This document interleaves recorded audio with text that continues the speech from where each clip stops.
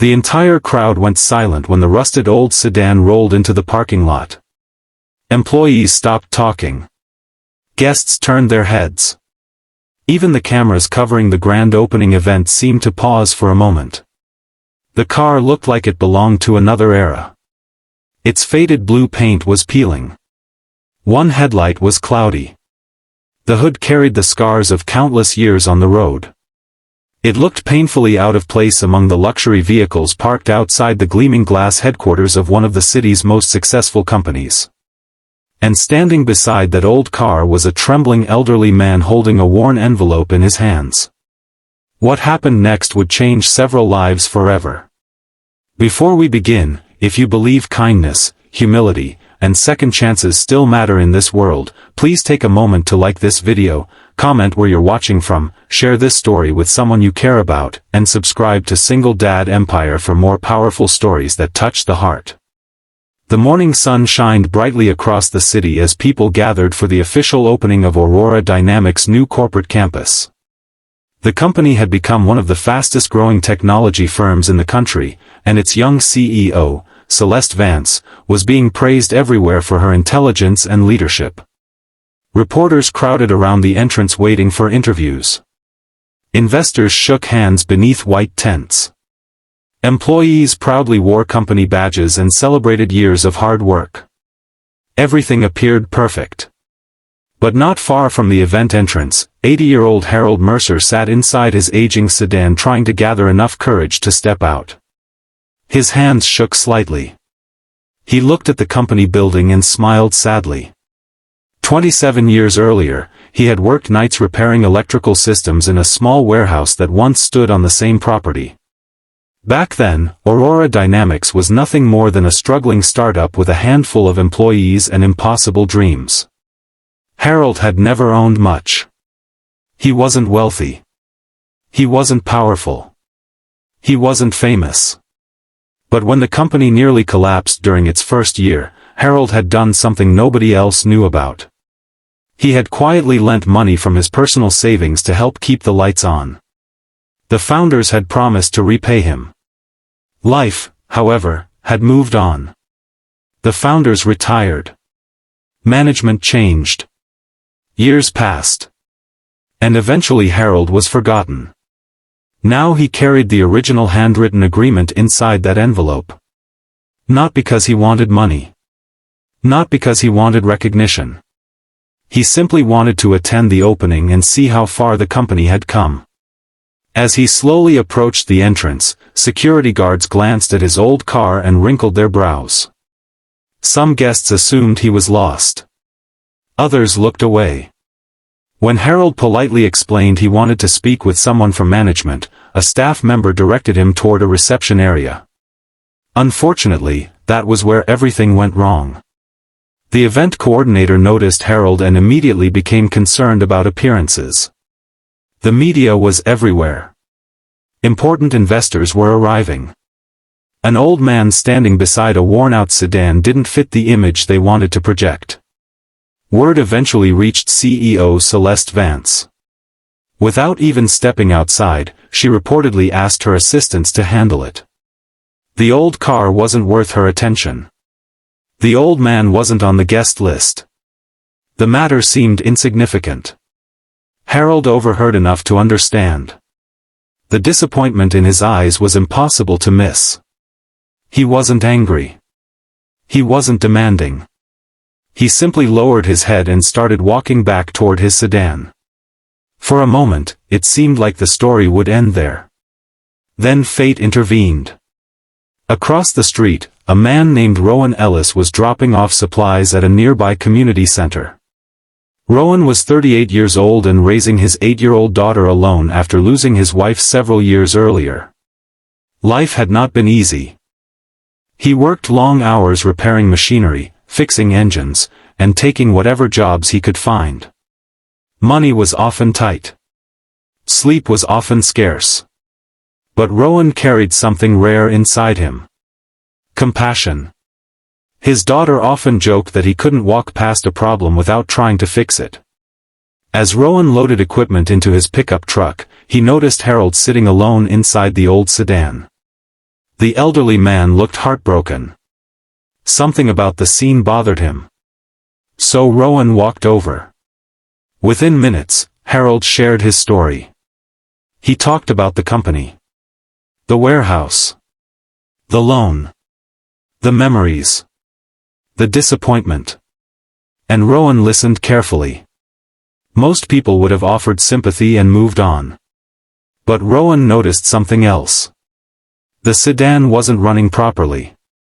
Harold explained it had stalled several times during the drive. He worried it wouldn't even make it home. Rowan smiled gently and offered to take a look. The elderly man hesitated before agreeing. Meanwhile, the grand opening celebration continued. Inside the building, Celeste delivered speeches about innovation, leadership, and building a better future. Applause echoed through the halls. Television cameras recorded every moment. Outside, under the bright afternoon sky, Rowan opened the hood of Harold's old sedan. Years of grease, dust, and wear covered the engine. Most people would have considered the vehicle beyond saving. But Rowan had spent his life repairing things others gave up on. Machines. Equipment. Cars. Sometimes even people. Carefully, he examined every connection. Every wire. Every hose. He worked patiently while Harold watched. Several employees passing by noticed the scene. Then a few reporters noticed. Then more people gathered. Something about the sight was strangely compelling. A hardworking single father helping an elderly stranger beneath the sunlight while a multi-million-dollar corporate celebration unfolded nearby. The contrast was impossible to ignore. Nearly 40 minutes later, Rowan found the problem. A corroded electrical connection. Simple. Small. Easily overlooked. He cleaned it, secured it, and asked Harold to try starting the engine. The crowd held its breath. The old man turned the key. Nothing happened. For one painful second, everyone feared the repair had failed. Then the engine roared to life. The sedan shuddered. The exhaust rattled. And suddenly the old car was running smoothly. Cheers erupted from nearby onlookers. Harold stared at the dashboard in disbelief. His eyes filled with tears. Not because the car started, but because someone had cared enough to try. That moment attracted even more attention. Videos began appearing online. Guests filmed the scene. Employees shared clips. Within an hour, the story spread across social media. And eventually it reached Celeste Vance. At first she watched the video out of curiosity. Then she listened to Harold's story. Then she saw the envelope. Then she learned what had happened decades ago. The color drained from her face. Everything she believed about leadership suddenly felt incomplete. The elderly man she had ignored wasn't a nuisance.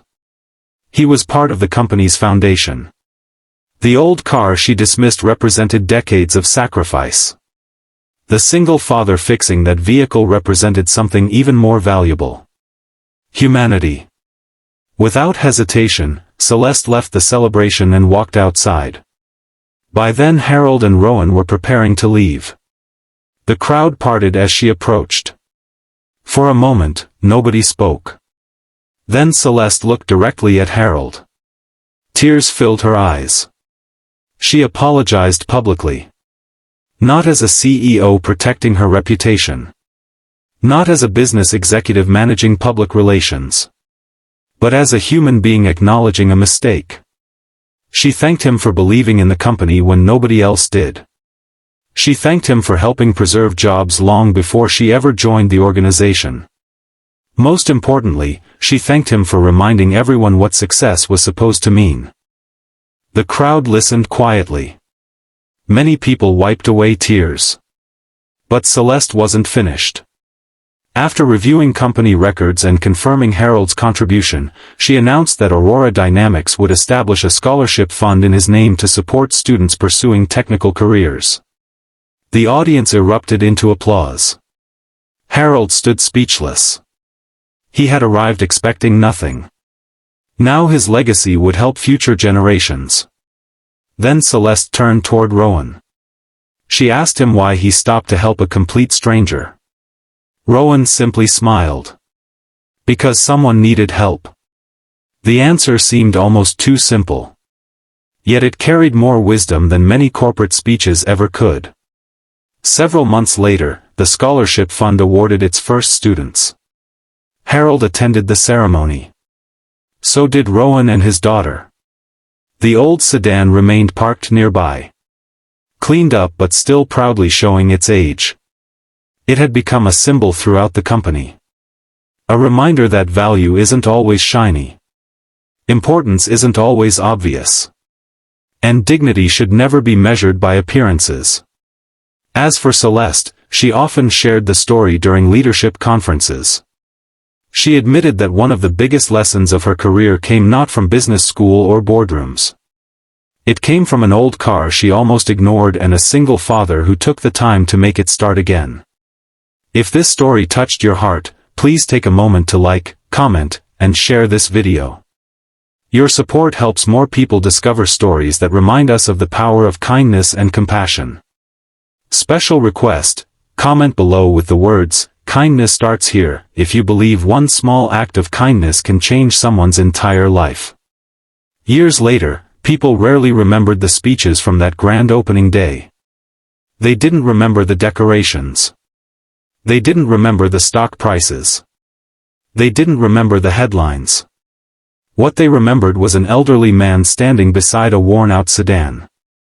What they remembered was a father who chose compassion over convenience. And what they remembered was the beautiful truth that sometimes the most important thing we can repair isn't a machine at all. Sometimes it's another person's faith that they still matter. And on that bright day beneath the open sky, one old car started again. But more importantly, so did several hearts.